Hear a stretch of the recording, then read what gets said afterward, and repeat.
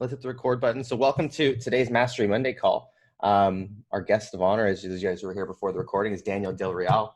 And Tim, why don't you take it away and introduce him a little bit? Cool. Hey, well, this is a young man. I sold real estate back in Manteca and got to know Daniel. He was probably in his early 30s when I met him. And I was just amazed at his work ethic and how many homes he was already selling and stuff. But I think he was just starting on his kind of investing journey and blossoming. And it's been fun to see what he's done, since I've met him. He set up an amazing foundation by going through the Marines. I think that's had a big piece of it. And he's one of the more tactical, intelligent, humble, wonderful family man. I just can't say enough about this dude. I freaking love him. So without further ado, you guys take it. I'll throw in a little comments here and there, but I just want to see Hector and Daniel make some magic here. So take it, guys. Thanks, well, thanks everyone for hopping on.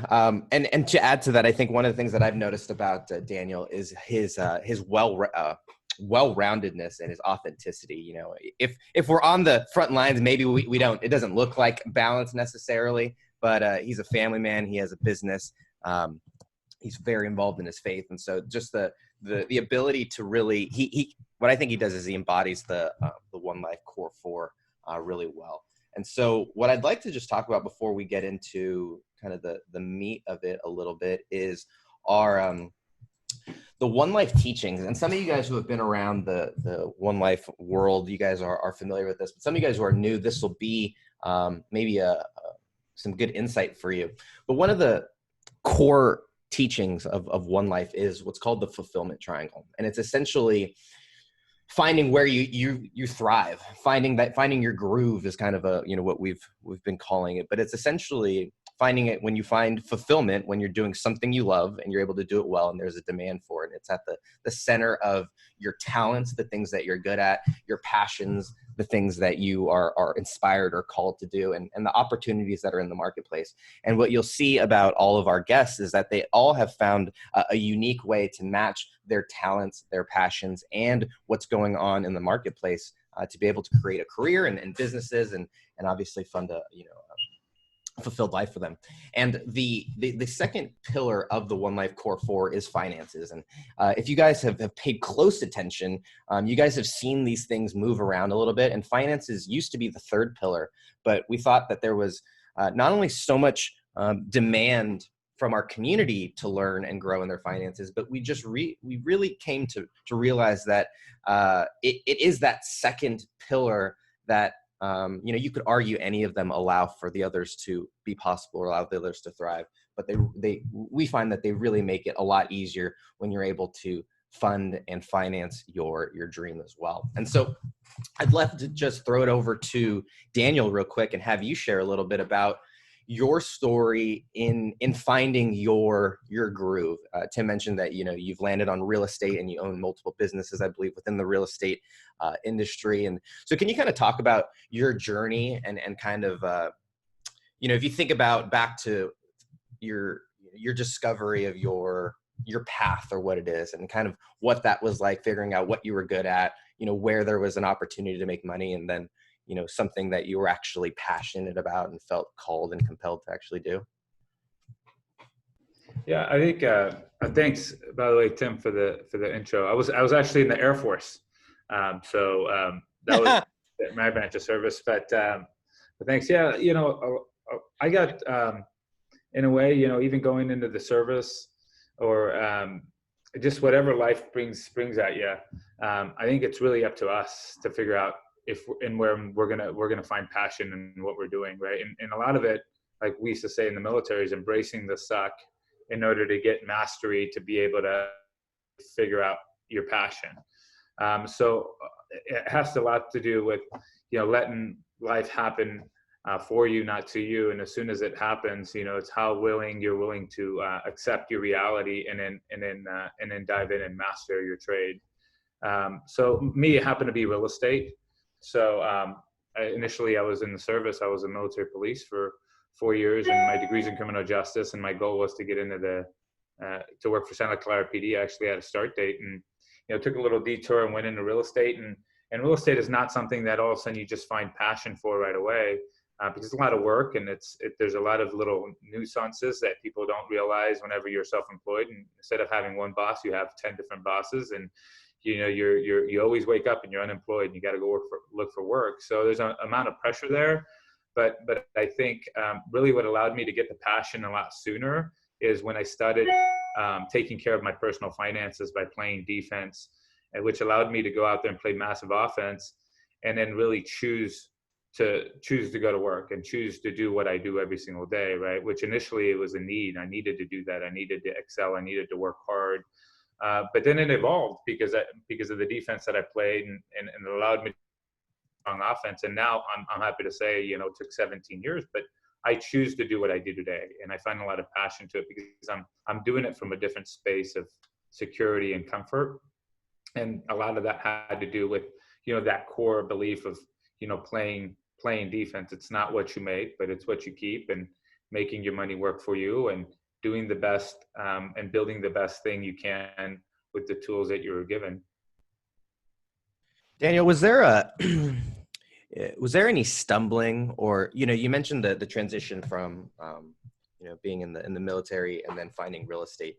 Was there any epiphanies or ahas, or was there any kind of stumbling things that you tried that didn't necessarily jive or fit your mold of what you wanted to do? Or what was that like, finding that real estate was actually what you were going to set your path on, and kind of, that was going to be your path? It's I guess I didn't really know. And Tim and I talk about this all the time. We talk about that second peak. For me, it happened to be real estate. I have friends that are law enforcement officers, and that's what they chose to do. So a lot of people, I think, even listening to this call, as they go to school and then they go into a career field, that first step might not be exactly what you want, right? But it's how what you do with that time to allow you to excel in that. So if you could and find joy in whatever you do, whether you're a forklift driver, a truck driver, a DJ, whatever you might be, and then eventually you'll find that second peak, right? And so for me, it wasn't 100%, okay, this is what I was called to do. Like, I knew I was called to do this. It's finding joy in all that, whether it was in the Air Force and excelling in doing that, or whether it was in real estate and excelling to do that. It's just accepting my reality and saying, I'm going to make the best of it. I'm going to have the best attitude to it. I'm going to butt off, and then I'm going to do it. And then, Tim and I have had conversations now saying, okay, if money wasn't an option and an object, which says, what would you do if you had to redefine yourself and go into one different industry? What would it be? Like, I wouldn't probably say real estate, but that's just what I happened to step into, and I just made the best of it, right? Eventually, you'll get to that second peak where you say, you know what, that question becomes the reality. It's like, how soon can you get to that question and answer that answer? Whether you're a law enforcement person, a truck driver, a forklift driver, that might not be what you dreamed to be of when you were a young kid, but depending on how good you play defense and offense and your tribe that you're around, is how soon you'll have the ability to really answer that question in real life. Like, what's your second coming? Like, what would you really want to do in your life, right? And that's where Timmy got into that in his mid 40s. And that's what more excites me, because I could sit here and say how real estate's the best thing in the world, but really it's not. It's what I chose, and I just chose to be really good at it and purposeful at that and play really good defense.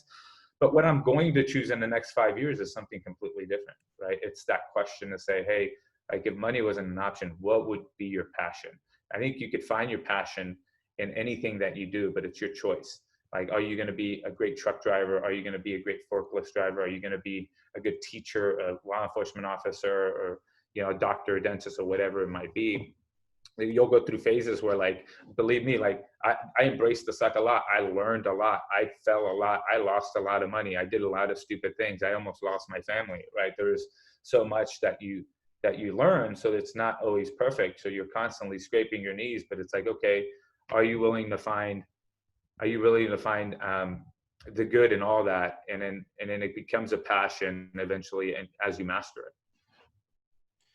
Daniel, let's skip ahead, because we're going to talk about some of the tactics that allowed you to now make this, look to ascend the second peak or the second mountain that you talked about. But it seems like you're going through. Tim put in the chat, he said your use by date for real estate is up. And I don't know if that's the case, but can you talk about what that, I mean, I'm sure that there are a lot of people who are at a variety of places in their life, but most of them are at this, they're staring at the cliff, right? Or they're kind of staring at the bottom of a mountain. Can you talk about what that's like going for you, having all of this, achieving success in a lot of industry and then now looking to make a pivot or make an adjustment? Like what's that like, or what are you doing? Or, you can kind of share however much you like. Yeah. So you mean for me to figure out what I'm going to do, what I'm doing next, or what the purpose of it sounds like now you've kind of made the decision that there's going to be a new path, or you're charting a new roadmap for yourself. Can you talk about why that's the case? And then, maybe shed some light on what you're doing to find those other paths, or if you found that the steps you're kind of take to prepare to make that shift or transition. Because just to give you a lot of context, I'm sure that there are a lot of people here who are working jobs, for lack of a better term, that they may not see themselves in for the rest of their life, that maybe doesn't match their passions and doesn't really, hone in on their talents. And they're looking for, to start a business or to create a side hustle or to do something else, but maybe they're afraid, or similarly, they've had all this success in another industry and they don't want to waste all that. So can you speak a little bit to that and that kind of experience? Yeah, it's a scary conversations to have, right? Like if you're used to doing something, mastered a certain trade, or maybe we're creatures of habit. So it's very hard and scary to pivot. It makes it a lot easier if you're like we go back to saying, if you're playing good defense, because what keeps us into professions that are not what ideally our passion is, or we're never going to find passion, is the fact that a lot of people's society is always living 3 steps ahead financially. Down from where the kids are going to school and getting into student debt, getting into housing debt, starting a family. Like then you're going to work out of necessity. Like you got to pay the bills that you've already laid ahead of yourself over the last 5 to 10 years, which kind of it makes it harder for you to shift to say, okay, I'm gonna take this leap because I have this responsibility to my family to provide, right?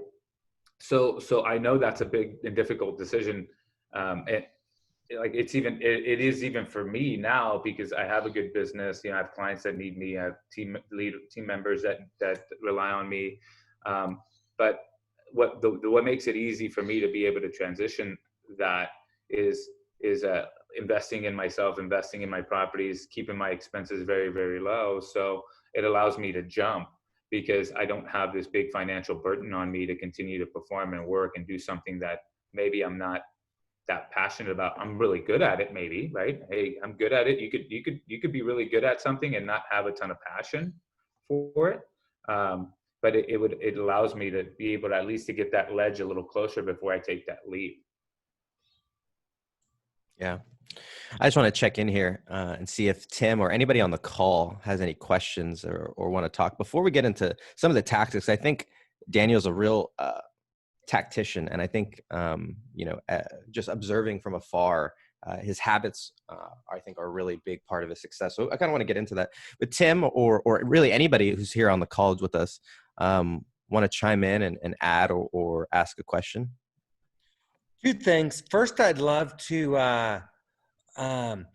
You never really got to what are you doing now. So here you are. You're up this first mountain, and you're successful. You can do whatever you want, and you're looking at what is that. So now, what do you do?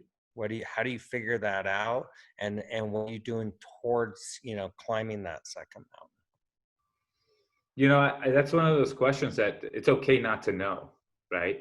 And I don't know that. And I just, what I am is I'm very open to walk into any door God opens up for me, right? If I discern on it and he's calling me to do that. And I know it might be a challenge for me to do that, but I know I don't know exactly what my second peak is. That's still where I'm at. I'm very comfortable in where I'm at, and comfort is what kills you. But at least at the end of the day, I know that eventually I will take a step into a direction that I'm called to take. I really don't know what that is, and that's okay. But acknowledging is the best thing. is saying, hey, look, I don't know exactly if I had to reinvent myself for what I would want to be, but I'm open to discover what that person's going to be. Right. How old are you now, Daniel? 39. 39. Okay. Yeah, Just trying to put it in context of, because our lives have followed a similar path. And at your age, I had no idea of One Life and GoBundance. But my real estate was getting rusty. I was close to my use by date. I tapped out on listing and selling and just wanted to invest, So but it's going to be neat to see you evolve because you have so much heart, so much talent, so many skills from all the things you've learned so far, and you're such a warrior for good. So it's going to be fun to watch where you take all this. I think a lot of it has to do chasing fear, right? So I always talk about the 4 C's in your business that everybody has to go through. And it's first is commitment, right? Like I'm committing to do Get a pen. Commitment is the first C is like you're committing to do what you're choosing to do, whether it's being a truck driver, being in whatever industry you're in. And then you have to go through courage, right? In our business, you had to go through courage. You can't escape courage. You have to commit, and then you have to go to courage. Courage means, what does it mean to have courage? You need to put yourself in a position of fear.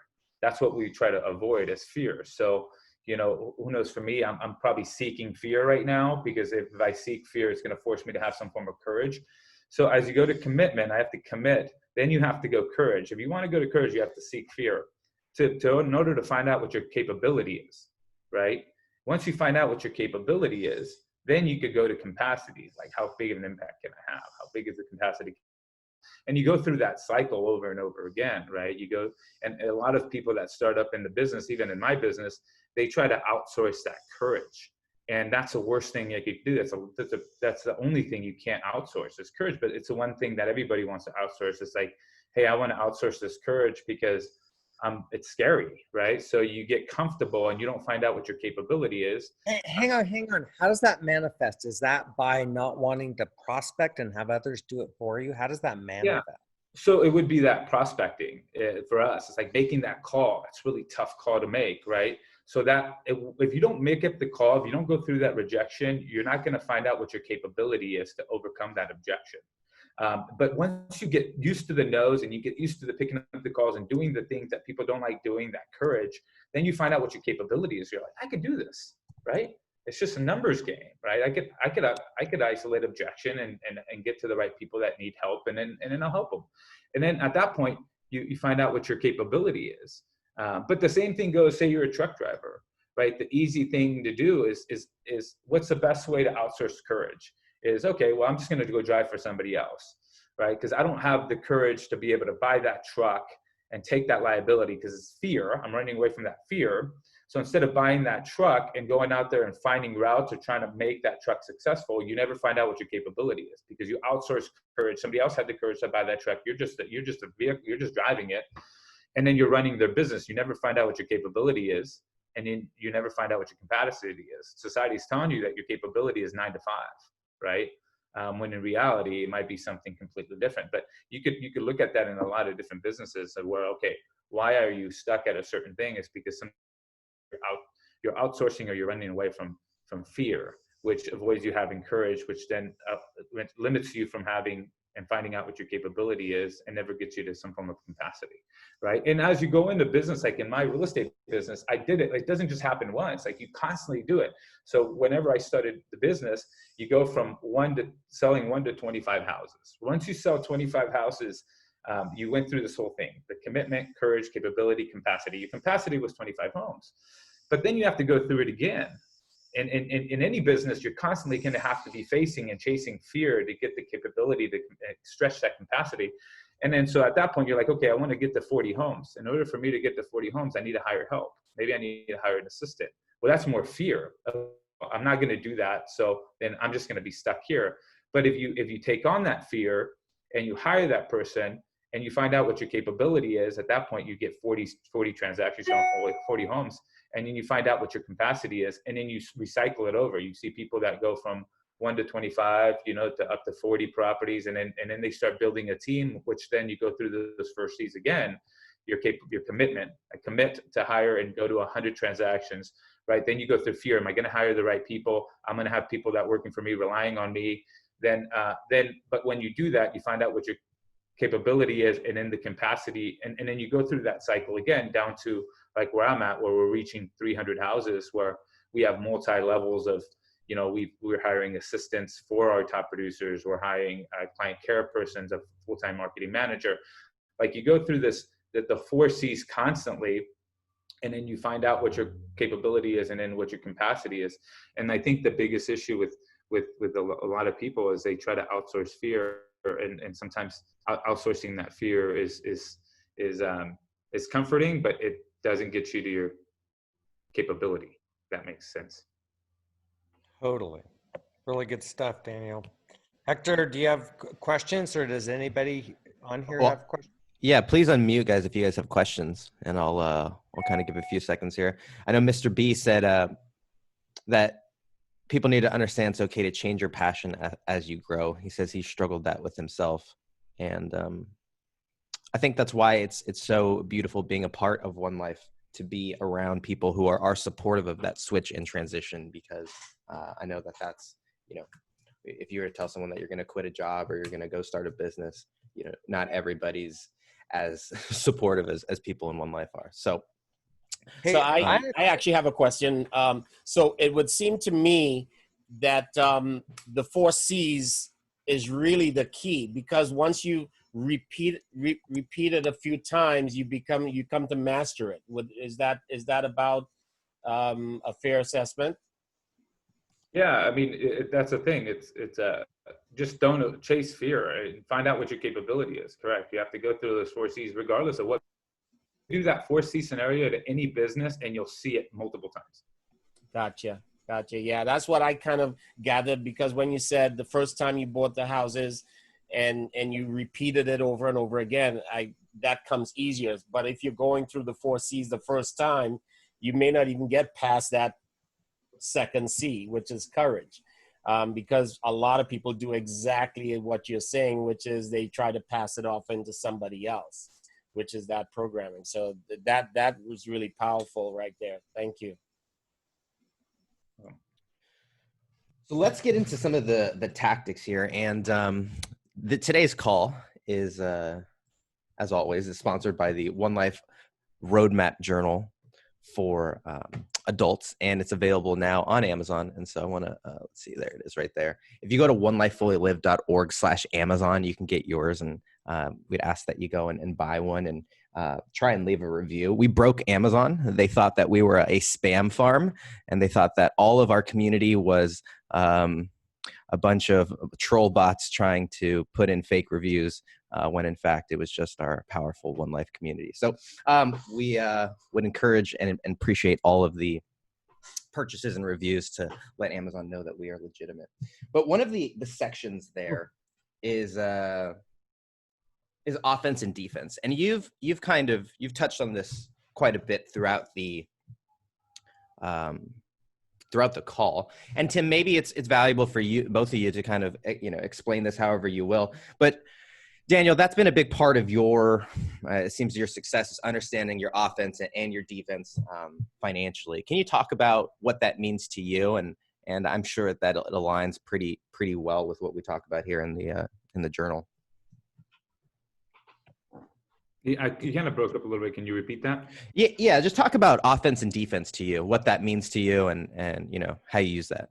Yeah, I mean, I guess the most practical way for me was my dad, right? So he told me when I was young, like we moved in he kind of went all in and bought a home in a really nice neighborhood where we're the only immigrant family in there.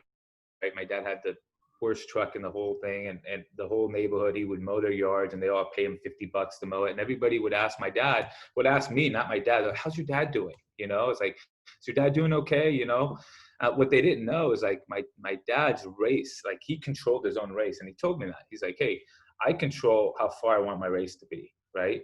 And my dad's expenses, like he never made more than $47,000 a year. My dad never made that. But yet he was able to retire with a 6-figure income because of his investment.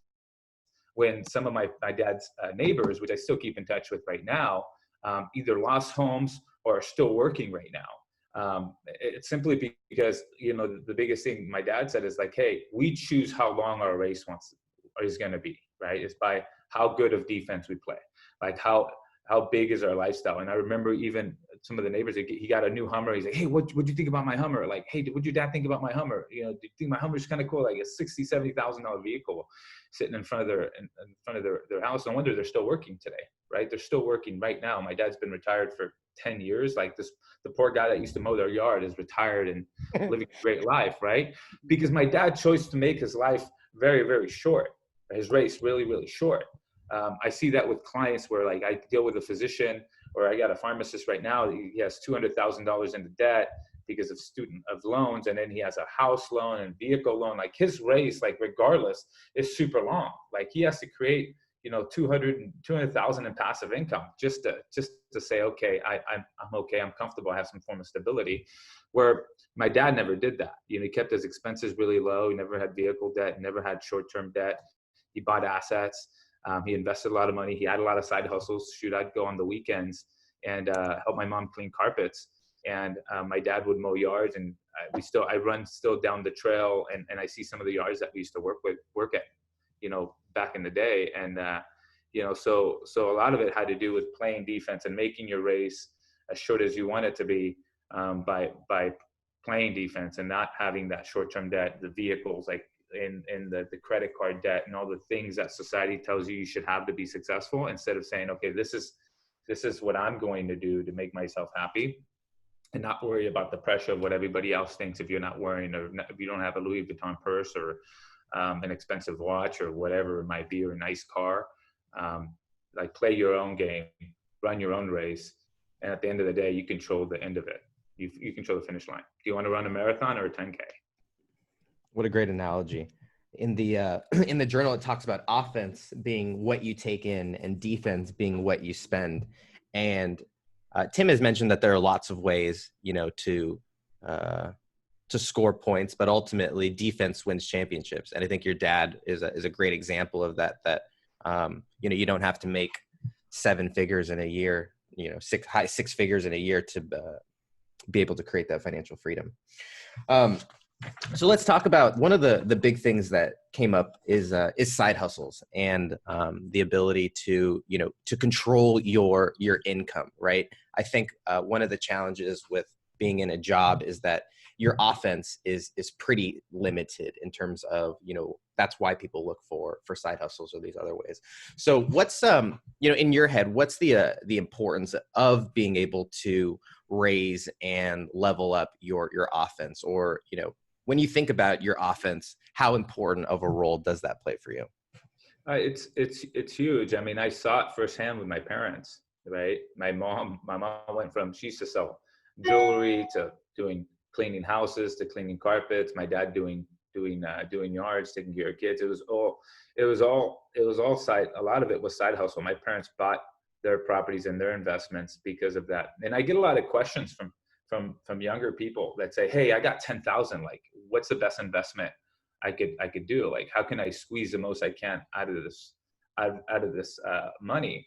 And sometimes I'm like, hey, you know, you're the best investment, because, you know, instead of trying to figure out how to make $1,000 out of the 10,000, say 10 to 20% return, I'm like, what can you do in your life to generate 1,000 to 2,000 in extra income? So you have the ability and the greater return by finding a side hustle that fits you, whether you're an Uber driver or whatever you end up doing, to be able to find that side hustle to make some extra income, so you could, you know, keep some investments going. So that's a big thing that I tell some young investors, that say, hey, it's not what you could do with 10,000, but how can you double that? How can you double that amount by your actions and what you do? And it might be educating yourself, going to like a One Life conference, or going to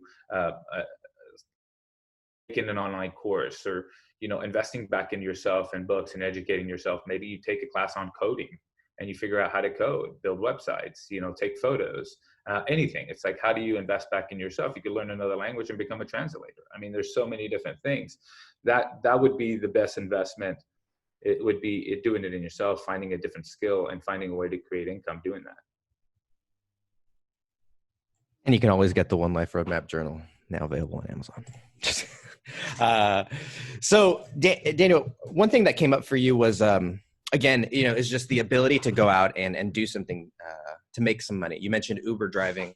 Obviously real estate is great because the barrier to entry is relatively low. One of the things that we're kind of tinkering with in the background with here at One Life is helping people to get started, right?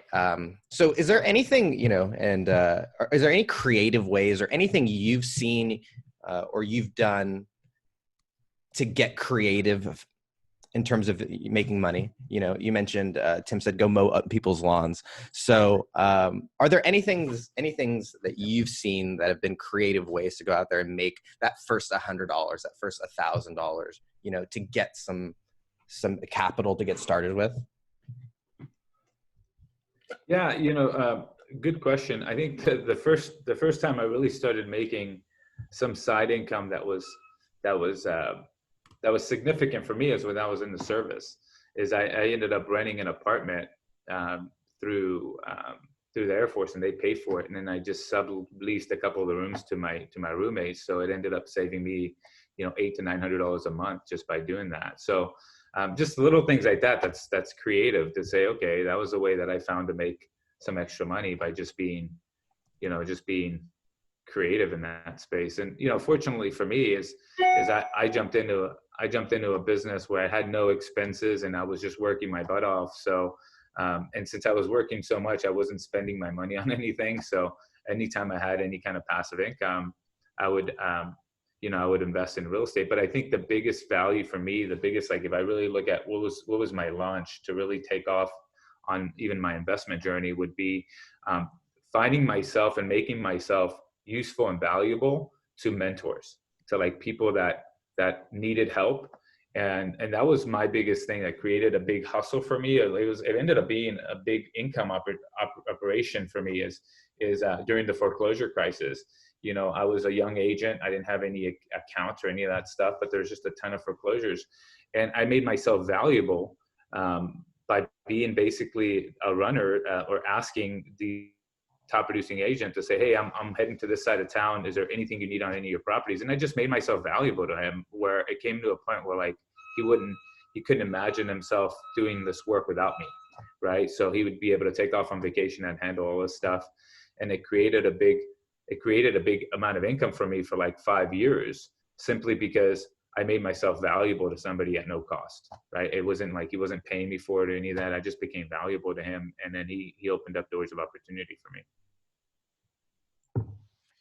Yeah, this is great stuff. And I want to check in with our guests here, and just, I really want to encourage you guys to throw some questions down into the chat there. I mean, we're coming up on the second half of the call, and I'd love to be as tactical as you guys would like to be. So if you guys want to share your situation or where you're at, or kind of what you're going through, I think that making it the most relevant is going to be as valuable for you guys. One thing that is interesting is in the journal, it talks about extra ways to make some money, and the first one is rent your spare room, cottage, or other homes you may have, today on Airbnb. I don't think that they had Airbnb back when you were in the Air Force, but there are lots of creative ways to get or to make money, with the things that are already around us. So whether it's flipping stuff on Facebook Marketplace or making stuff on Etsy, lots of ways that you can just generate income with the stuff that's already around you. So let's get into some of the tactics here. One of the other things that comes up in the journal here is the idea of vertical income versus horizontal income. And in the journal, it talks about the 3 income models are public assistance, and then vertical income, and in parentheses it says earner, and horizontal income, and there it says passive. And I think that you've done a good job of combining both your horizontal and your vertical income. But can you talk a little bit about what that's been like, and not only creating income from from your activities and the work that you're doing in your business, but then also having passive income that's creating income outside of the work that you're doing? Yeah. I think that was the funnest part of, like, whether you're a police officer, a real estate agent, a teacher, a dentist. I mean, I've met a lot, and I did it through real estate, right? So it's the beauty of using leverage and needing and having an asset that people are just going to need. People just need a home. It's a higher cost of entry, so it's because because you actually have to save money and actually do something to buy something.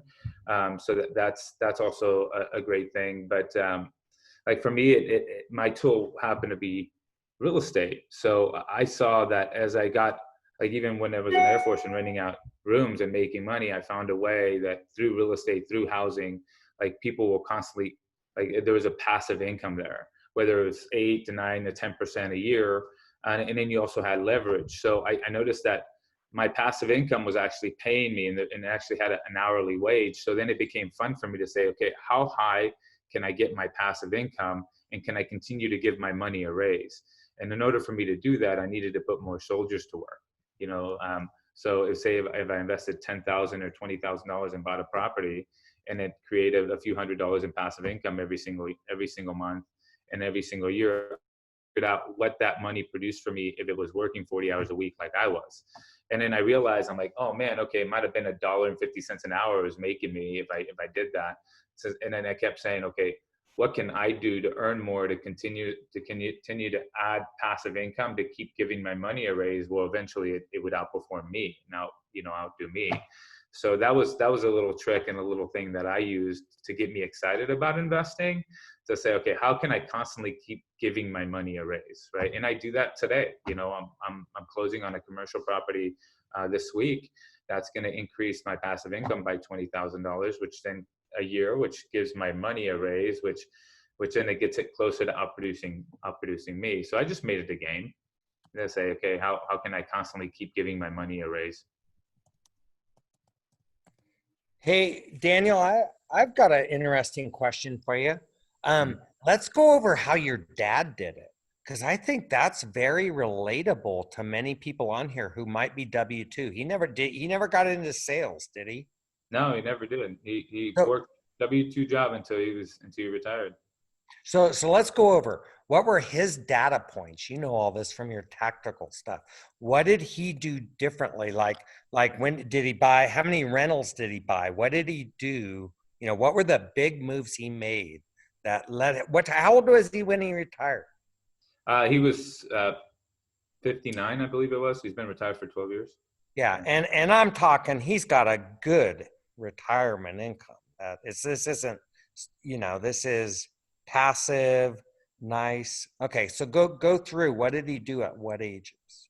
So he found ways, like in the late 80s is when he started buying some houses, and especially, like, even then, like, he wasn't making a ton of income, but he would find, I remember he'd find these fixtures and he would take us out there to go fix them up. Right. So he'd find an ugly property, go out there, and then we'd fix them. We'd be painting, we'd be doing roofs, we'd be doing fences, we'd be doing flooring. And then he would just rent it out. And then as he did that, like every couple of years, he would save, and that's where he would work that second job or do the side hustle of mowing yards. And my mom would clean houses or babysit kids. And as soon as they had enough money, they would do it all over again. And they didn't buy like the nicest place. I mean, the first couple of places were like in the hood. They were in the ghettos, what they could buy. And then they just fixed them up, and then they rented them out. And as my dad ended up moving in a different neighborhood, then he just kept doing that. It's a very simple plan. My dad literally had 5 or 6 houses before he retired, and since he was buying them in the late 80s, he let the course of real estate do the course of real estate, where he had a 30-year mortgage, and as he got older, the properties just kept getting paid off, and it allowed him, because he was doing that, it allowed him to sell one property and pay them all off, and then just live on his passive income. So, but it wasn't sexy, it wasn't exciting. Like, he wasn't buying a bunch of properties. He was buying one property every couple of years, and it was a shithole. And out of that, he fixed it up, and then he rented it out, and then he had a mortgage on there, so there was good leverage. And so that was my dad's thing. And he, like I said, never made more than $47,000 a year. What did he do? What was his? So he was, at the end of it, he worked at Hillmar Cheese. So he commuted to the Bay Area for a while, and at the end, he worked at Hillmar Cheese, which is, for us, it's like a little town. Here's a cheese factory. Just a factory worker. Yeah. So what you're hearing here's Daniel sold a superstar in sales, went big, did extremely well investing, and dad did what most W-2s don't. Like my dad was more typical poor dad. He was a teacher. He toiled. He retired, and he had a decent retirement, but he had no passive income coming in. And you guys are hearing that there's two distinct models, and it doesn't matter how you do it. Just play your game. And I wrote it in the comments, get rich slow. Singles and doubles. Same thing, right, Daniel? Singles and doubles. That's it, singles. And a lot of it has to do with people say, and this is one thing that I saw my dad do. And it came down even to giving at church, right? Well, he didn't have a lot of money, but he still gave, right? And then, or even like, you could say like savings. Well, if you can't save $50 when you're making, 10,000 a year, like what makes you think you're going to be able to save 5,000 when you're making 100,000, right? So you need to start just implementing the muscle of doing that. And that's one thing that my dad used to always say. It's like, hey, look, if you can't save what you have now, like some people always say, well, I'll start saving when I start earning more, or I'll start giving when I start earning more. Like if you can't give now, what makes you think that you're going to be able to do that whenever you do earn more? It's like, if you can't save $50 now, what makes you think you're going to be able to save 500 or 5,000 in the future if you don't start putting in practice and working the muscle that you're going to need when you start producing more income or when you have the opportunity to save? So that was a big thing for us when my dad used to say that, and I used to see it when he gave to the church. He's like, well, Daniel's like, if I can't give now, it's like, what makes you think I'm going to be able to give when I'm making 6 figures a year and retired? Am I going to wait until I make a certain amount of money to be able to give? I'm going to start giving now, because if I could give now, I'm going to be able to give later on. That's so wise, man, on the saving and the giving. Even if it's only your time on the giving, you guys, go inspire somebody, go help out somehow. But it does come back to you in spades, and we're all about that here. What do you got, Hector? Well, Matthew had a comment. He said the conversation's coming at a perfect time. His 9 to 5 isn't coming back to the end of the summer or fall. He's had a real estate license working part-time, so he's going to jump now in full-time. So congrats on that. And Ryan had a question. He said he's a young agent, has some investment properties. He just moved back home to start his real estate sales business in another state from ground zero. Best wisdom for playing massive offense this year? He's asking me best. Yeah. For him, yeah. Don't outsource courage. Get into fear. That's the best offense you could have. Dive into it, because if you want to play offense, you got to make money. If you're in sales, don't outsource the thing that's going to let you figure out what your capability is. Go in and seek fear. That's it. Wonderful. Thanks, guys, for sharing that, and congrats, Matt, on getting back into it. So one of the other things that it talks about is making an impact. And you've talked about giving, and in the journal, it talks about giving your time, your treasure, or your talent. And Tim talked about this a little bit as well, but I'd like you to expand on that, Daniel, and how giving and at One Life, we call it throwing down the rope. Once you've kind of climbed the mountain, to turn around and throw back down the rope. But how does that play into your financial world? And what do you think about, or what are your thoughts on giving in terms of finances? Yeah, I love it that giving is not only money, it's also time, right? It's giving your time. But the way that it's funny that the three T's, time, talent, and treasure, right, is something that we talk a lot about, and even giving to in the Bible, it says that, about giving a certain amount of your income. And the biggest problem with that is us taking, and I talked about this before, is ownership. Ownership sinks stewardship, right? As soon as you own and you feel you own that, it sinks your stewardship, right? And there's a lot of people right now. I mean, the way that the way that people get paid right now, even a lot of W-2 employees, like the government knows that. That's why you never take possession of your money right away. They take it in taxes before you get your paycheck. and then you're the biggest patriot in the world, right? Because you never owned the money. But once you become self-employed and you take possession of that money, it's harder for you to cut that check because you've owned it, right? So a lot of it is disconnecting from that, saying this, that, hey, your money is a tool. If you don't take ownership of it, you're just a steward of it. And then you just pray that God allows you to be a good steward of your time, talent, and treasures, right? And same thing goes with your time. It's very easy to be selfish with time, but as soon as you have children, you realize how unselfish you need to be. Like all of a sudden, whatever your priorities were, like now they're to this child, right? But so stewardship in the form of time usually comes in children, right? It teaches you that wisdom of stewardship of time, saying, hey, your time is not yours anymore. That selfish person you were in the past is no more. Now you have this little person that's relying on you. And a lot of that has to do with that stewardship aspect, right? When we owned our time, it was really, really, or even owned our money, it sinks that stewardship part of it. But as soon as we lose that, and then that child has that stewardship there, then you're a steward to that child. And it's how much time you invest in that child or in your family to make it thrive. You have to be more selfless with that time, just like you do with money. And a lot of people, that's why they have a hard time investing or giving of their time or their money, is usually because they've taken ownership of that. Once you take ownership of that, it sinks the stewardship aspect of it. When you know it's just a tool, am I going to make the best of my time? Am I going to make the best of the money and the talents that God has given me? Is really where you find the magic.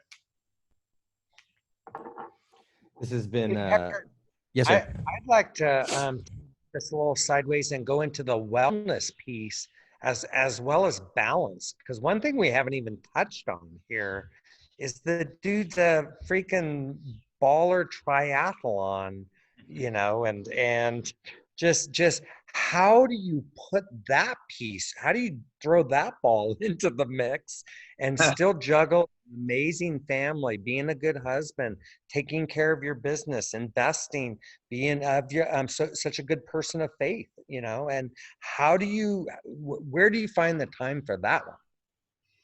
Yeah, I think balance, number one, is something that I think we're going to be balanced when we're dead and underground, right?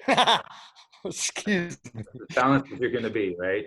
But really, balance is a facade. It's not real. It's not real. It's moments of perfectly imbalance, right? So, like for instance, when I'm on my bike doing a training session, I've accepted that's my time. I'm not spending time on my bike feeling guilty about my family or feeling guilty about my business. When I'm in my business, committed, and I've accepted that I've accepted that I've chosen that, so I'm 100% purposefully engaged in my business, and I'm not feeling guilty about my family or feeling guilty about my hobbies. Same thing with my family. Like when I'm with my family, I'm committed to that, so I'm not feeling guilty about work. There's a lot of people that our minds wander 47% of the time. So, and we live our lives not maybe present in person, but not present in mind. And I just try to be mindful of that, right? That when I'm with my family, I'm with my family. That's it. Like I'm not like being balanced, meaning, okay, are you with your family, but you're still minding your business and you're still doing this? No, it's like moments of perfect imbalance. Nothing matters more than being with my family at that time, whether it's a trip or whatever it might be. Same thing when I'm doing a triathlon, an Ironman, or when I'm in my business. I just find ways to be fully mindful and engaged in whatever the heck I'm doing. And my people say, hey, dude, you're like, that's relentless. Like you're not, like I'm not being balanced at that time. Like I'm not. I have a mission. I've chosen that, and I'm going to be purposefully mindful that I'm going to do the best I can with what I'm doing right there. So I'm not going to be at home looking at my phone all the time, or not being mindful that my kids are sitting right next to me, or not being fully present with them. Like it's moments of you're not being balanced. Like if a good life is being purposeful, being mindful, putting the things in your life that you want in your life, and then being fully mindful of that when you commit that you're going to do that thing. So, and a lot of people think like, how do you balance all this stuff? And it's like, hey man, you need to, number one, have your priorities straight, and then being mindful of what you're choosing to do, saying, I choose to do this. That's one of the things I tell my kids. Like they don't say daddy has to go to work. It's like, I am choosing to go to work. And when I'm at work, I am there. When I'm at home, I am there. When I'm training, I am there. And that's the best thing that I do, is just being fully mindful and just accept the fact that, hey, whatever I put in my life is I'm mindfully choosing that. I'm not, and Timmy, you know that, like you ask me to do a lot of things, and sometimes I just say no, because it's not like I know what I need in my life, and a lot of being balanced is being able to know what's priority to your life, and being able to gracefully say no to things that will call your attention.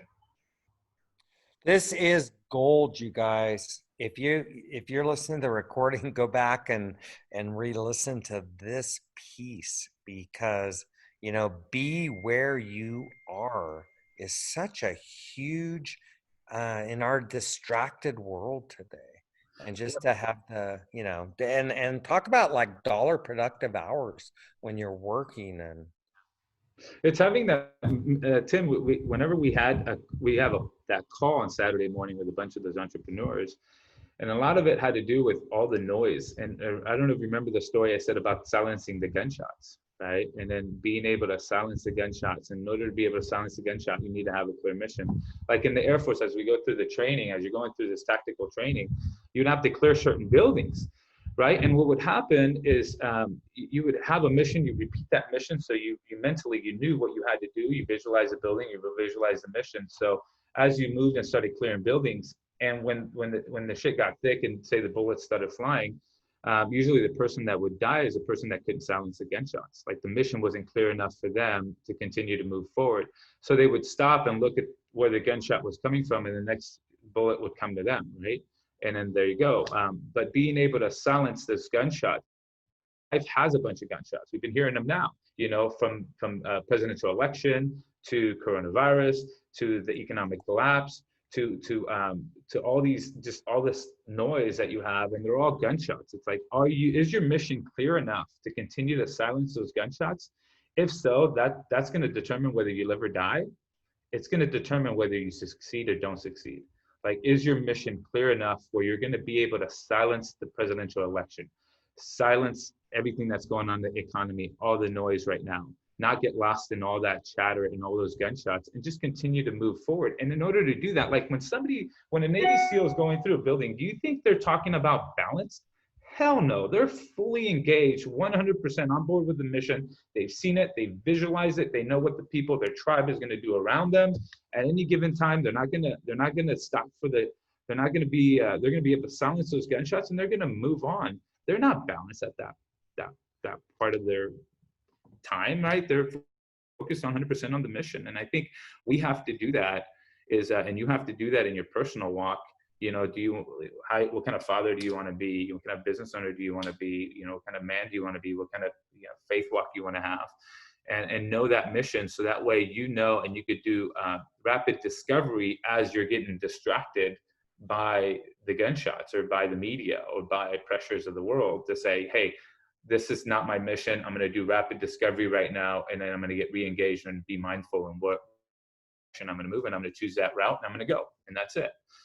So that's a big lesson that we took from a lot of those exercises is the fact that, hey, whether you're willing or able to silence those gunshots is whether you're going to come out alive or not, right? And the same thing goes with your life.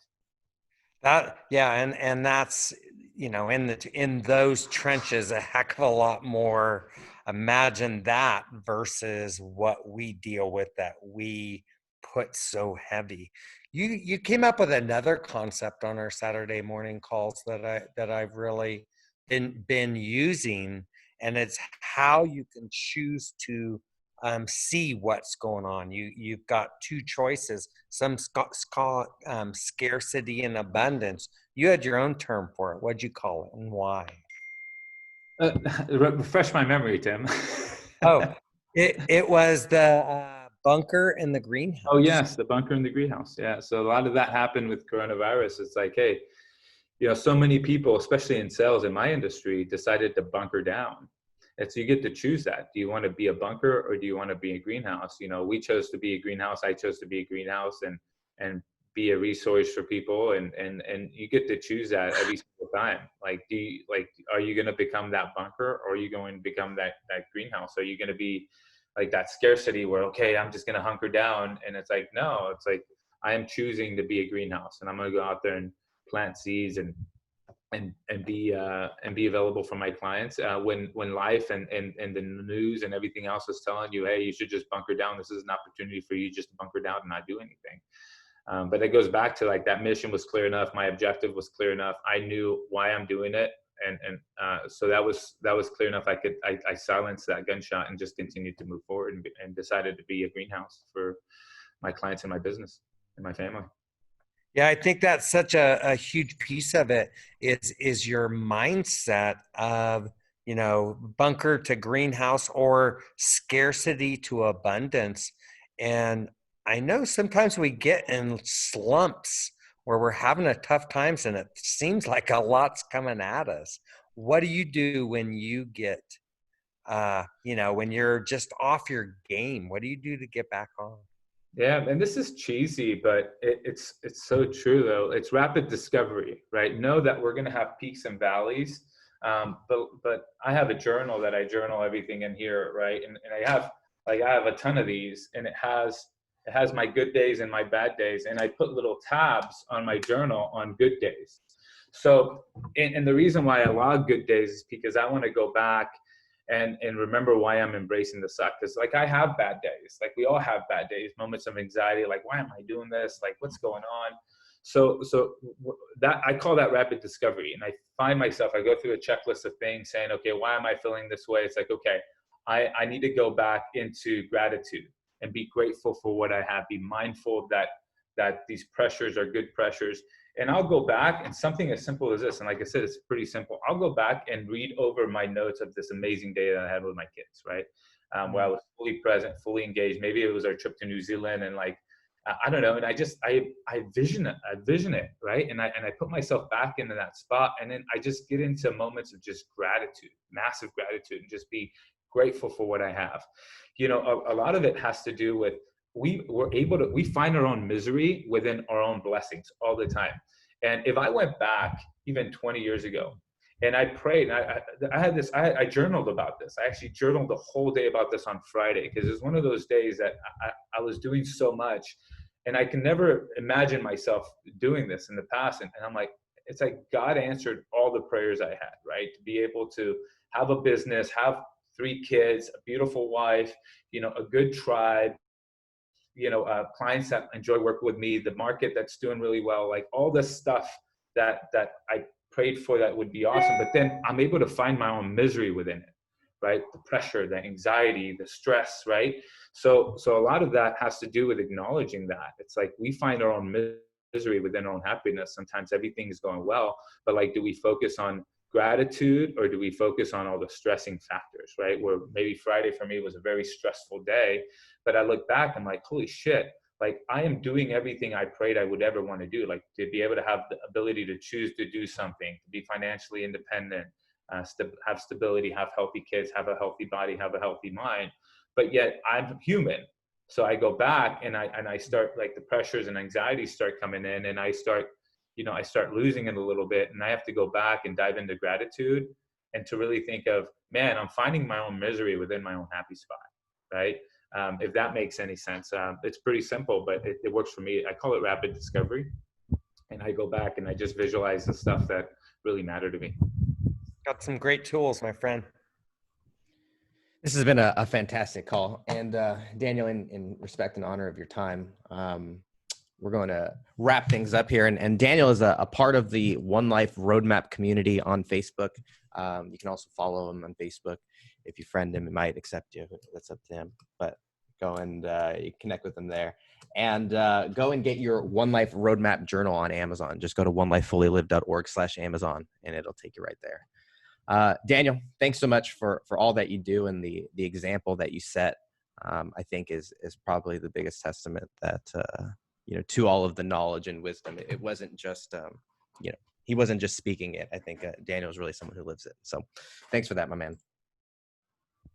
I appreciate the time, guys, and thank you for everything that One Life does. So I went to my first One Life conference, was it 6 or 7 years ago, Tim? And the people that I met on that conference, I'm still really good friends with right now to this day. So it's a lot of, it has to do with the tribe you surround yourself with, and the people that are seeking growth all the time, that are going to constantly keep pushing you to be a better man, better person, better woman. Totally. Thank you guys for watching this. And every Monday, we are bringing you experts and guests, 9 a.m. Pacific, 12 p.m. Eastern. And we'll see you next week.